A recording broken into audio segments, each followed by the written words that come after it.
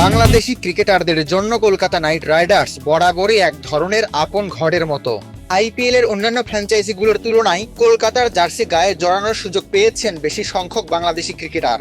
মাশরাফি, সাকিব আল হাসান ও লিটন দাসের পর এবার সেই তালিকায় যোগ হয়েছেন মুস্তাফিজুর রহমান। তবে নিলামের পরপরই সেই সিদ্ধান্ত ঘিরে বিতর্ক ছড়িয়ে পড়েছে পশ্চিমবঙ্গ সহ ভারতের বিভিন্ন প্রান্তে। বাংলাদেশি ক্রিকেটারকে দলে নামায় সামাজিক যোগাযোগ মাধ্যমে কেকেআরকে বয়কটের ডাক দিচ্ছেন অনেক ভক্ত।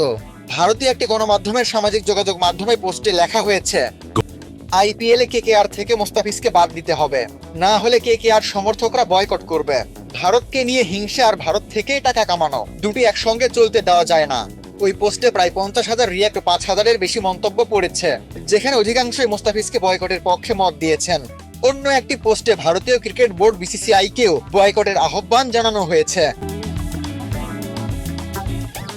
বর্তমান সময়ে ভারত ও বাংলাদেশের সম্পর্ক বেশ শীতল, রাজনৈতিক ও অর্থনৈতিক দিক থেকেও পরিস্থিতি সংকটপূর্ণ।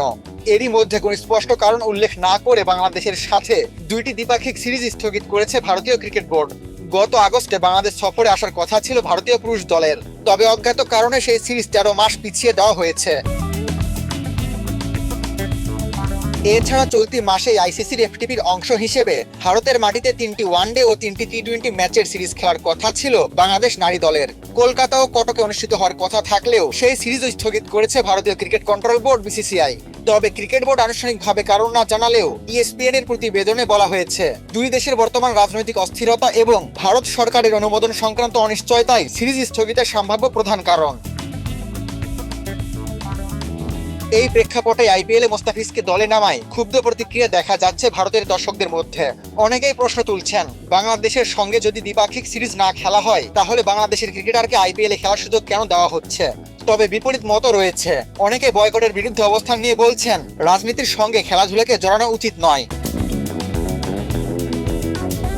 গত 16 ডিসেম্বর আবুধাবিতে অনুষ্ঠিত আইপিএল মিনি নিলামে দিল্লি ক্যাপিটালস ও চেন্নাই সুপার কিংসকে হারিয়ে রেকর্ড 9,20,00,000 রুপিতে মুস্তাফিজ রহমানকে দলে নেয় কলকাতা নাইট রাইডার্স। এর আগে কোনো বাংলাদেশি ক্রিকেটারকে এত দামে আইপিএলে কোনো দল কিনেনি।